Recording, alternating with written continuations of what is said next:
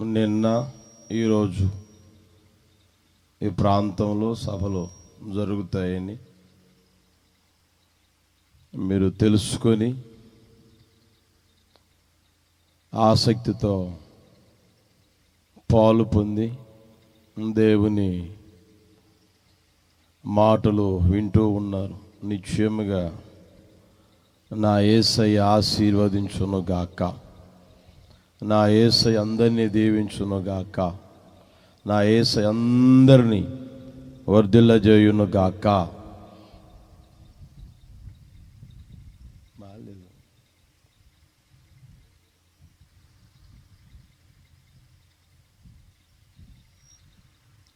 ఈ ప్రాంతంలో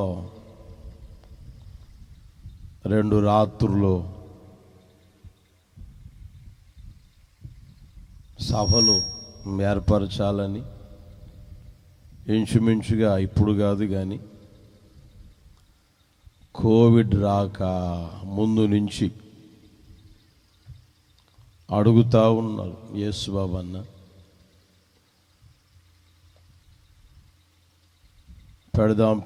పెడదామని చెప్పుకుంటా వస్తానే ఉన్నా.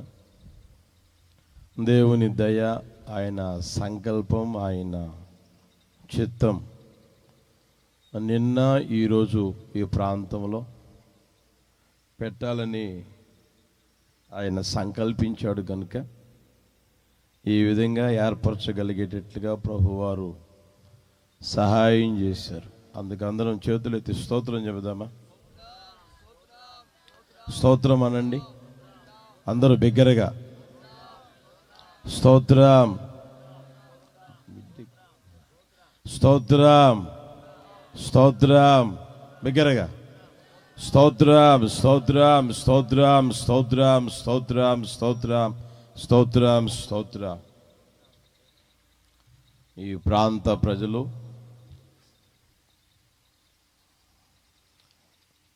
రక్షించబడాలి అని, ఆశీర్వదించబడాలి అని ఆ కుటుంబం ఆశపడ్డారు. నిశ్చయముగా వారి ఆశను యేసయ్య తీర్చును గాక, వారి ఆశను యేసయ్య నెరవేర్చును గాక. హల్లెలూయా.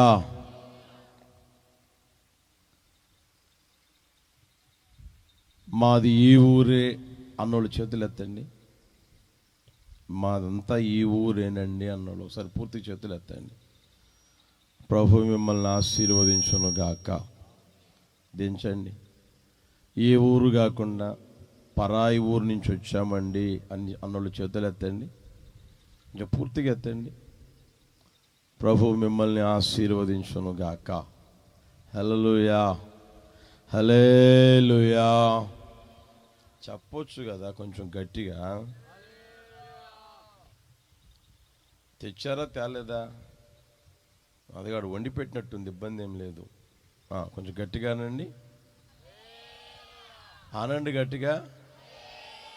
చేతులు ఊపుతానండి, 2 చేతులు ఊపుతానండి.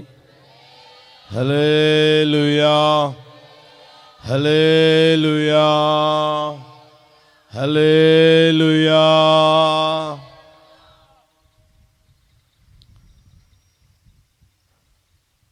మేము ఈరోజే వచ్చాము అన్నోళ్ళు ఒకసారి చేతులు ఎత్తండి. మేము నిన్న రాలేదండి, ఈరోజే వచ్చాము అన్నోళ్ళు పూర్తిగా ఎత్తండి. అంత బిజీగా ఉన్నారా? ఇక్కడే కదా పెట్టింది, మీ ఊర్లోనే కదా, లేకపోతే పక్కలోనే కదా. అంత బిజీగా ఉన్నారా? అలా ఉండమాకండి. ఎప్పుడు ఎవరు వచ్చి ఇలా స్వార్థ కూడికలు పెట్టినా పాలు పొందండి. దేవుని వాక్యాన్ని వినండి. సమస్తాన్ని పరీక్షించండి, మేలైన దాన్ని చేపట్టమని దేవుని వాక్యం తెలియజేస్తుంది. కనుక పాలు పొంది దేవుని ఆశీర్వాదాలు పొందాలని ప్రేమతో తెలియజేస్తూ ఉన్నా. నా ప్రభువు నిశ్చయముగా ఆశీర్వదించును గాక. అనండి గట్టిగా. నాకు వినపడట్లే. ఇంకొంచెం స్వరం పెంచండి. అడుక్కోవాలా మిమ్మల్ని? అడుక్కోవాలా? ఆమెనంటే అర్థం ఏంటి? మరి అది కూడా అవసరం లేదా మీకు? ఆశీర్వాదం అవసరం లేదా? చెప్పండి, కావాలా వద్దా? మరి అలాంటప్పుడు నోరు తెరవచ్చుగా కొంచెం. ఇక్కడ నోరు రాదు కదా, అక్కడ వస్తుంది. ఎక్కడ? బోరింగ్ దగ్గర గలాటాలు పెట్టుకున్నప్పుడు, తగాదాలు పెట్టుకున్నప్పుడు అప్పుడు వస్తుంది కదా. యేసు నామములో అప్పుడు నోరు పడిపోవునుగాక. దేవుని సన్నిధిలోనే మీ నోరు చెప్పండి, శబ్దం ఎక్కువగా వచ్చునుగాక. హల్లెలూయా, హల్లెలూయా. నా ప్రభు నిత్యముగా ఆశీర్వదించునుగాక, దీవించునుగాక, వర్ధిల్ల చేయునుగాక. హల్లెలూయా. ఇలా చెప్పుకుంటా పోతే సమయం అయిపోతుంది. కొద్ది సమయం దేవుని మాటలు వినిపిస్తాను, జాగ్రత్తగా ఆలకించాలని ప్రేమతో కోరుకుంటూ ఉన్నా. ఒకవేళ అర్జెంటుగా ఎవరికన్నా పనుంటే ఇప్పుడే వెళ్ళిపోండి, మధ్యలో వెళ్ళమాకండి, ఇప్పుడే వెళ్ళిపోండి. ఇబ్బంది లేకుండా చెత్త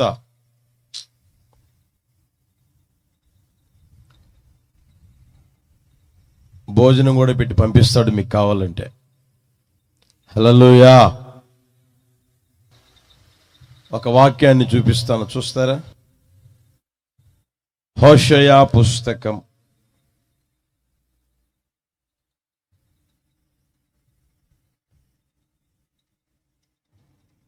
తీసారా?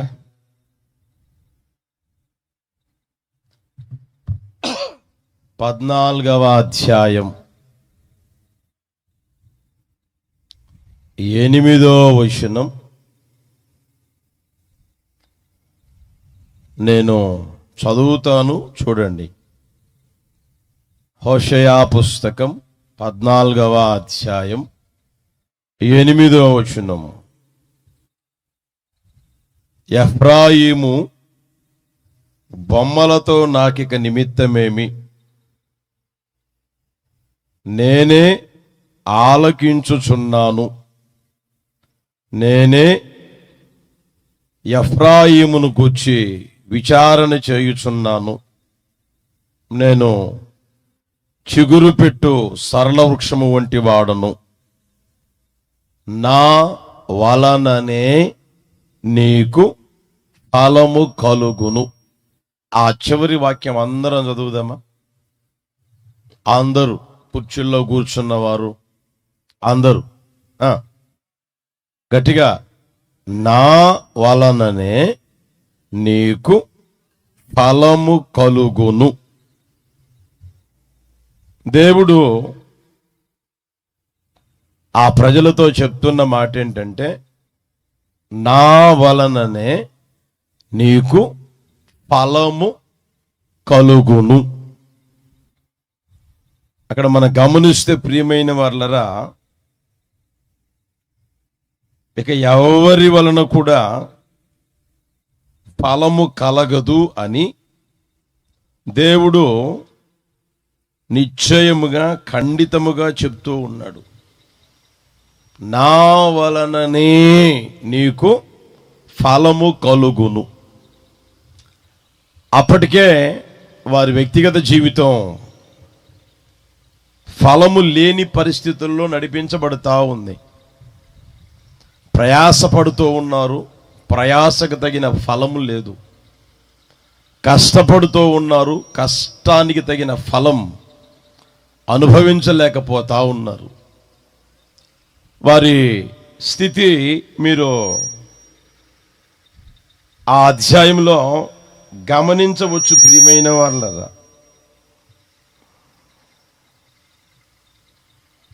ఇంకా మీరు ఎఫ్రాయిం గూర్చి వ్రాయబడిన మాటలు గమనిస్తే, యేసు ప్రభుకి విరోధమైన స్వభావము కలిగి, మనస్సు కలిగి నడిపించబడతా ఉన్నారు. అందుకని వారి జీవితంలో ఎంత ప్రయాసపడినా ఎంత కష్టపడినా ఫలాన్ని పొందుకోలేకపోతా ఉన్నారు.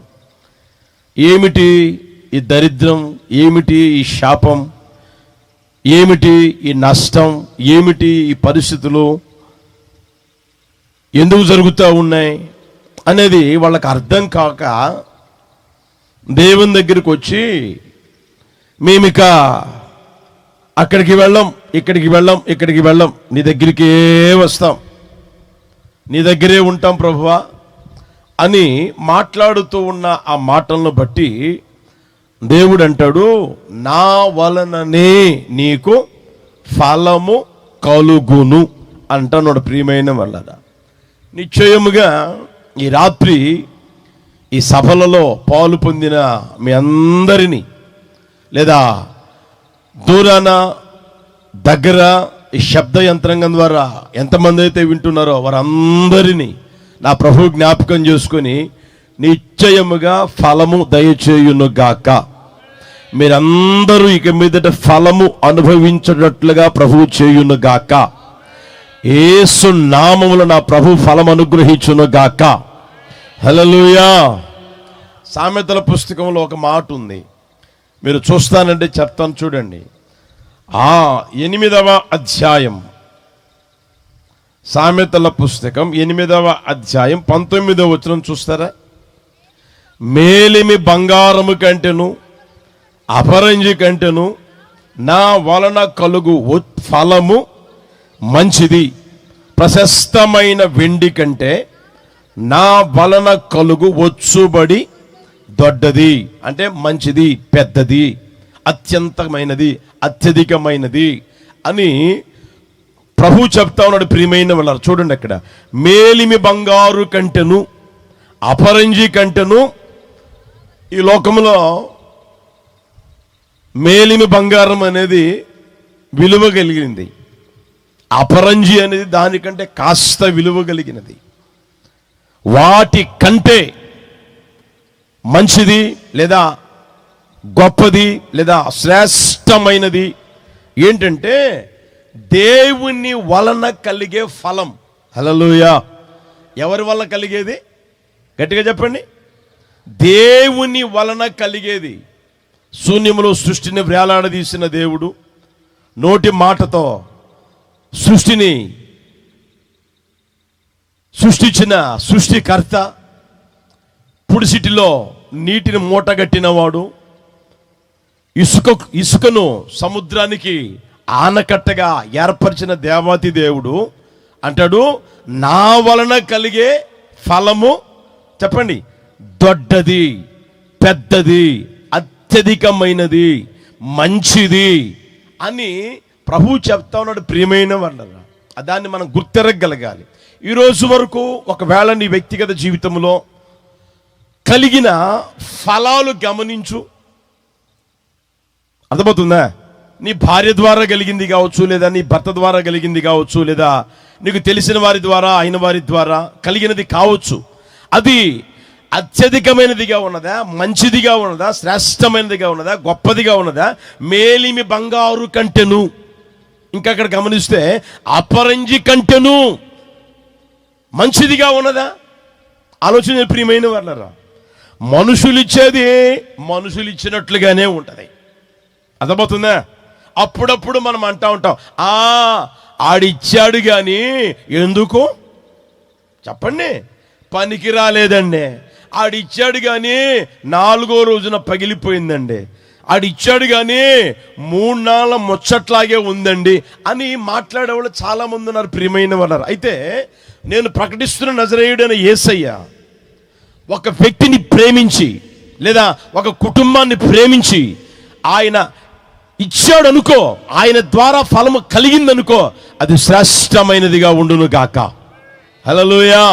గొప్పదిగా ఉండును గాక, ఆశీర్వదించబడినదిగా ఉండును గాక, దీవించబడినదిగా ఉండును గాక, అభివృద్ధి పొందగలిగేదిగా ఉండును గాక, ఫలము ఫలించేదిగా ఉండును గాక. యేసయ్యకి మహిమ కలుగును గాక. హల్లెలూయా. దేవుని ద్వారా ప్రియమైన వాళ్ళరా చాలా ఫలాలు కలుగుతాయి. మనుషుల ద్వారా కలగవు అని నేను అన్ను. మనుషుల ద్వారా కాస్తో కోస్తో కలుగుతుంది, అర్థమవుతుందా? సాతానుగాడి ద్వారా కూడా కాస్తో కోస్తో కలుగుతుంది, అర్థమవుతుందా? సాతానుగాడి ద్వారా కలిగే ఫలాన్ని ఈ రోజున చాలా మంది ఆశిస్తూ ఉంటారు. మనుషుల ద్వారా కలిగే ఫలాన్ని చాలా మంది కూడా కోరుకుంటూ ఉంటారు. అయితే వాటిని మించి శ్రేష్టమైనది, అత్యధికమైనది, గొప్పది, విలువైన వాటి కంటే విలువైనది ఏదైనా ఉంది అంటే నా యేసయ్య ద్వారా కలిగే ఫలము శ్రేష్టమైనది, విలువైనది. ప్రియమైన వారరా, నిశ్చయముగా నా యేసయ్య అది దయచేయును గాక. హల్లెలూయా. లోకంలో మనం చూద్దామా? సామెతల పుస్తకం 5వ అధ్యాయం 3వ వచనం చూడండి. చాలా జాగ్రత్తగా గమనించండి. జార స్త్రీ పెదవుల నుండి తేనె కారును, దాని నోటి మాటలు నూనె కంటెను నునుపైనవి, దాని వలన వచ్చు కలుగు ఫలము ముసిని పండంత. బాగా గమనించండి, అక్కడ దాని వలన కూడా కలుగుతుంది ఫలం, కలగకుండా ఏముండదు. అర్థమవుతుందా? పాపము చేసే వారి వలన, ఏమైనా దుర్మార్గమైన పనులు చేసే వారి వలన, లేదా అక్రమం చేసే వారి వలన, అవినీతి సంబంధమైన కార్యక్రమాల్లో తలమునకలై జీవించే వారి వలన ఏమంటే ఫలము కలుగుతుంది, కలగకుండా ఏముండదు. ఇప్పుడు నీది కాదు, స్థలము కబ్జా చేశావు, అది నీకు సొంతమైనట్లుగా అనిపిస్తుంది. అయితే రాబోయే రోజుల్లో దాని ద్వారా కలిగే ఫలం ఎలా ఉంటుంది అంటే ఘోరమైనదిగా ఉంటుంది. ఏమండి, నీ ఊహకు మించినదిగా ఉంటుంది. ఆ తర్వాత దాని ద్వారా కలిగే నష్టం లేదా దాని ద్వారా కలిగే పర్యావసనం ఘోరమైనదిగా ఉంటుంది. ప్రియమైన వాళ్ళ ఆ మాట చూడండి, అక్కడ ఆ మనిషి ఎలాంటి మాటలు మాట్లాడుతుందంట? ఆ పెదాల నుండి తేనె కారుతుందంట, దాని నోటి మాటలు నూనె కంటే నునుపైనవి. ఇంకా మనం చూస్తే తేనె కంటే నునుపైనవి, తేనె కంటే తీయగా ఉంటాయి. ఇంకా మనం గమనిస్తే వెన్నుందే, వెన్న కంటే నునుపైనవిగా ఉంటాయి. ఆ మాటలు, వాళ్ళు మాట్లాడే మాటలు, జీవితాలను నాశనం చేసే వారి మాటలు, కుటుంబాన్ని పాడు చేసే వారి మాటలు, ఏమండి ఇంకా మీకు చెప్పాలనుకుంటే అక్రమ సంబంధాలలో నడిపించబడుతున్న వారి మాటలు ఎలా ఉంటుందో తెలిసిన? నున్నగా ఉంటాయి, తీయగా ఉంటాయి, మంచివిగా ఉంటాయి. అర్థమవుతుందా? ఆ తర్వాత రోజుల్లో తెలుసుద్ది అనమాట. నీ దగ్గర ఉన్నదంతా ఊడ్చేసి ఆ తర్వాత నీ చేతిలో చెప్పొస్తా చూడండి, నేనే తినేదానికి గతి లేదండి, ఇక నీకేం తెచ్చి పెట్టానే, ఉన్నదంతా నీకే పెట్టానుగా. ఏమండి, అక్కడ భార్య ఉంది, భార్యని పట్టించుకోడు. అక్కడ పిల్లలు ఉన్నారు, పిల్లల్ని పట్టించుకోడు. అర్థమవుతుందా?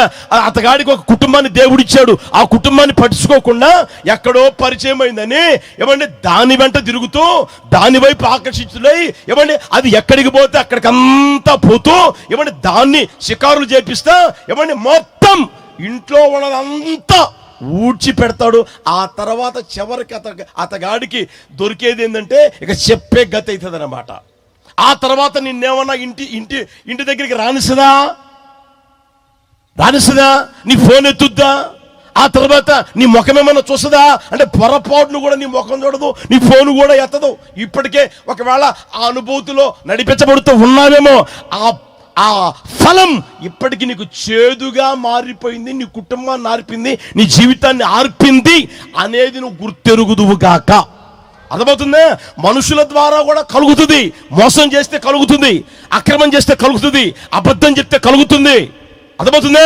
అయితే అది నష్టానికి దారి తీస్తుంది, తర్వాత నీ వ్యక్తిగత జీవితాన్ని శాపాల పాలు చేస్తుంది అన్నది వాస్తవం.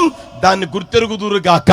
ఈ రాత్రి ప్రియమైన వాళ్ళరా, అవి ఇవ్వాలని ప్రభు కోరుకోవడంలే, నిన్ను నష్టాల పాలు చేసే ఆ ఫలం, నీవు మోసపోయే ఆ ఫలం, నీ వ్యక్తిగత జీవితంలో శాపానికి చేరువయ్యే ఆ ఫలం, నీ వ్యక్తిగత జీవితంలో ప్రియమైన వాళ్ళరా నీ జీవితం నాశనమైపోయే ఆ ఫలం, నీ కుటుంబం ఎడారి పాలైపోయే ఆ ఫలం నా ప్రభు నీకు ఇవ్వాలని కోరుకోవడంలే. నా ప్రభు అంటాడు, నా వలన కలిగే ఫలము, చెప్పండి గట్టిగా చెప్పండి, శ్రేష్టమైనది, హల్లెలూయా, గొప్పది, హల్లెలూయా, ఆశీర్వాదకరమైనది, హల్లెలూయా, దీవెనకరమైనది, హల్లెలూయా, ఫలము అని అన్నప్పుడు ప్రియమైన వాళ్ళరా, చెట్టుకు కాసే ఫలమే కదా నేను చెప్పేది.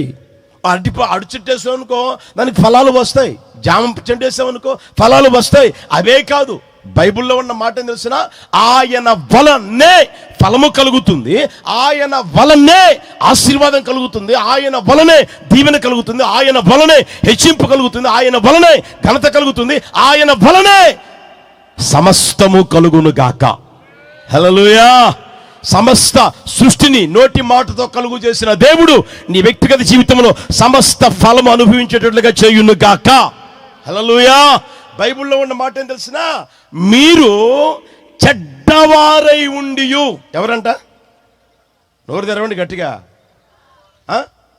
అనండి. నేను అనండి ఆ మాట. నేను చెడ్డదాననై ఉండి, నేను చెడ్డవాడనై ఉండి నా పిల్లలకి మంచి ఈవుల నీయ నెరిగి ఉండగా. అంటే నీవు ఉన్నావు అనుకోండి, నవ మాసాలు మోసావు, కన్నావు, పెంచావు, పెద్ద చేసావు, నా కుమారుడు నా కుమారుడు నా కుమార్తె నా కుమార్తె అంటా ఉన్నావు. వాళ్ళకి ఎలాంటి ఫలం ఇస్తావు? మంచి ఫలం ఇస్తావా, చెడు ఫలం ఇస్తావా? చెప్పరేమండి. ఇప్పుడు ఆ తండ్రి అలా వెళ్తా ఉన్నాడు, ఆ తండ్రి ఏలు కుమారుడు పట్టుకొని వెళ్తా ఉన్నాడు అనుకోండి. వెళ్తా ఉంటే అక్కడ ఐస్ బండి పెట్టుకొని వాడు గంట మోగిస్తా ఉన్నాడు, గనగన గనగన అంటాడు. ఆ తర్వాత లేకపోతే pay pay pay pay pay అని మోగిస్తూ ఉంటాడు. పిల్లవాడు ఏమంటాడు తెలిసినా, daddy ice cream, daddy ice cream, daddy ice, daddy ice, daddy. అది వద్దురా, అది మంచిది కాదురా, జలుబు చేస్తుందిరా, అది తినకూడదురా, అది మంచిది కాదురా, ఆరోగ్యానికి మంచిది కాదురా అని అంటే ఏమండి వాడేమంటాడు, లేదు నాకు కావాలి, నాకు ఐస్ కావాలి, ఐస్ కావాలి, ఐస్ కావాలండి అంటనే ఉంటాడు. ఆ తర్వాత ఏమంటే చెప్తావు తెలిసినా, ఇది వద్దురా నాన్న, ఆ సెంటర్కి పోదాంరా, అక్కడ క్వాలిటీ ఐస్ క్రీమ్ ఉంటుందిరా బాబు, అక్కడ మంచి ఐస్ క్రీమ్ ఉంటుంది, అది తీసిస్తానని చెప్పేసి వాడిని అక్కడికి తీసుకుపోయి అది ఇస్తావా, లేకపోతే చిక్కోరా అని చెప్పేసి ఇది తీసిస్తావా, పావలా తీసిస్తావా? చెప్పరామండి. మీ పిల్లలకి ఏది ఇస్తావు? ఏది ఇస్తావు? శ్రేష్టమైనదే ఇస్తావు, మంచిదే ఇస్తావు.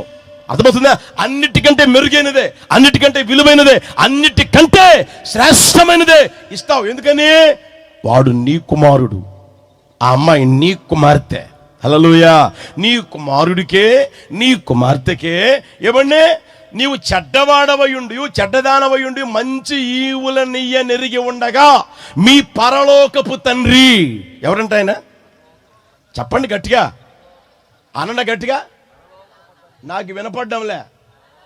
ఆ మగవాళ్ళు అనండి కాస్త గట్టిగా, అనండి గట్టిగా. పరలోకపు ఎవరాయన? పరలోకపు తండ్రి. ఆ పరలోకపు తండ్రి అంట ఏం చేస్తారు తెలిసిన, వాటి కంటే. చూసారా మాట? చూడండి, మీకు చూపిస్తాను. 7వ అధ్యాయం 10వ వచనం, మత్తయి సువార్త మనం 7వ అధ్యాయం 10వ వచనం.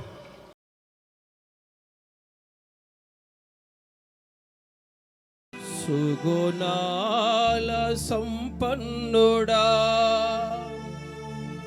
స్తుతిగానాల వారసుడా,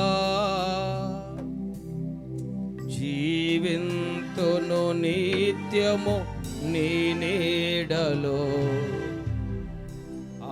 ఆస్వాదింతును నీ మాటల మకరందము. అందరు కలిసి సభలో కొడుతూ ప్రభునామాన్ని మహింపరచుదా. ఆమేన్ ఆమేన్. సంతోషంగా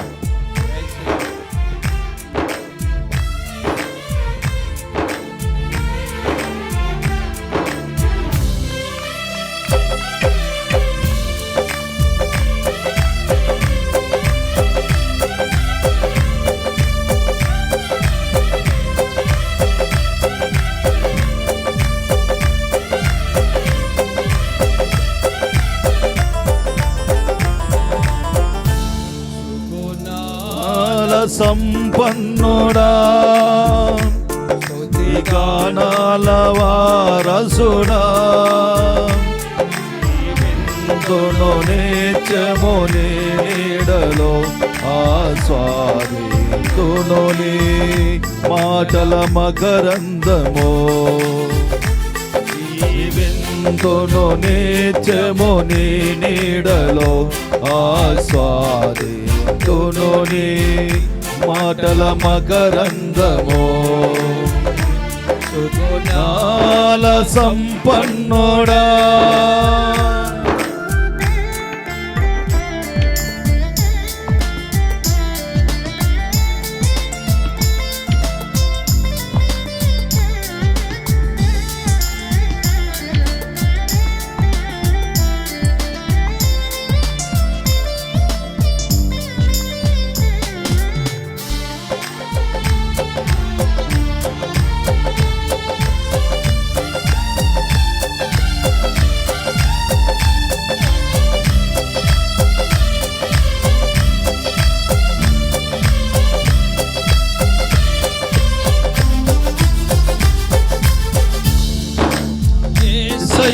నీతో జీవించగానే నా బ్రతుకుగా మారేనులే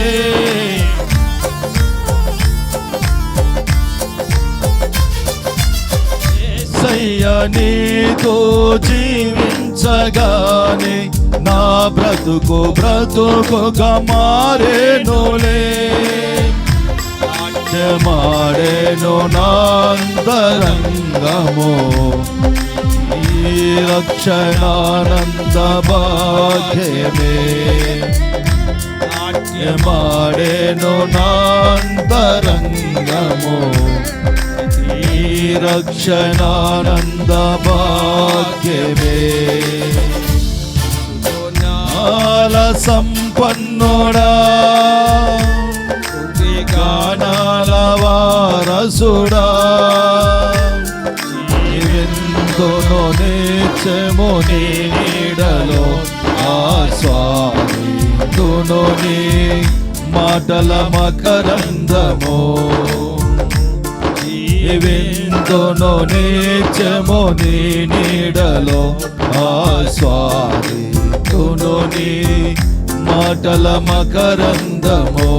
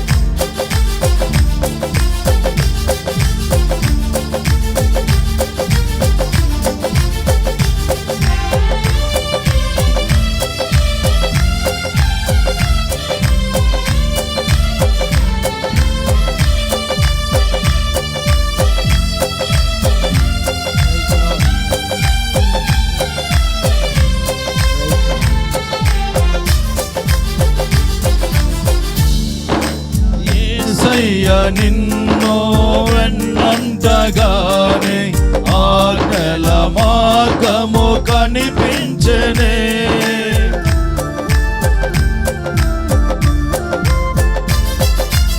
యేసయ్య నిన్ను వెన్నంటగానే ఆజ్ఞల మార్గము కనిపించెనే నీవు నన్ను నడిపించగలవో